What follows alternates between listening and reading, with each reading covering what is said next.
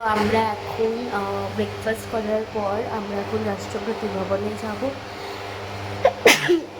Weather sweet করে ঠান্ডা লেগে গেছে, তো যাই হোক।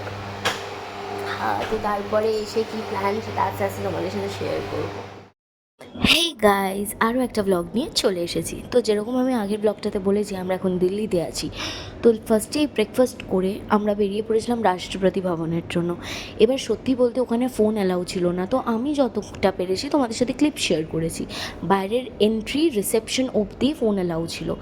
এই দেখতে পাচ্ছ, যেটা আর একটা সেকেন্ড মোস্ট কোয়েশ্চেন ফেসবুকে এসেছে আমার ইনবক্সে, ইভেন দিদিরও ইনবক্সে, যে আমরা দিল্লি কী করতে গেছি। তো দিল্লি আমাদের বেসিক্যালি ট্যুর নিয়ে গেছি। যেমন সবাইটা জানো, আমরা স্কুল ট্যুর করাই, স্কুল ট্রিপস করাই। আমাদের পেজ আছে Chakraborty travels and caterers, definitely তোমরা দেখে নিও।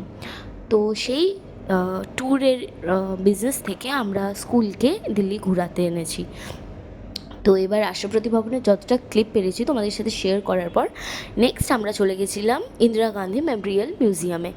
তো ওখানে গিয়ে ইন্দিরা গান্ধী ম্যামের ব্যাপারে অনেক কিছু আমরা দেখতে পাই, ওনার অনেক ডিটেলস আমরা ঘুরে দেখতে পাই। লাইব্রেরি আছে ওনার, উনি যেখানে ড্রেসিং টেবিলে সাজতেন ওটা রয়েছে।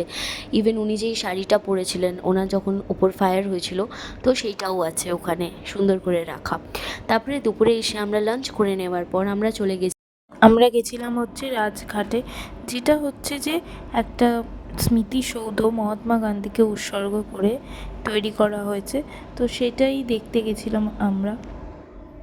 তারপর আমরা আমাদের নেক্সট ডেস্টিনেশনে চলে যাই, স্বামীনারায়ণ টেম্পল। ওখানে ফোন অ্যালাউ ছিল না, তো রাস্তার ভিডিওটাই তোমাদের সাথে শেয়ার করলাম। তারপরে ডিনার করে নিলাম। তো টাটা, দেখা হবে নেক্সট একটা ব্লগে। ব্লগটা কেমন লাগলো অবশ্যই জানাবে।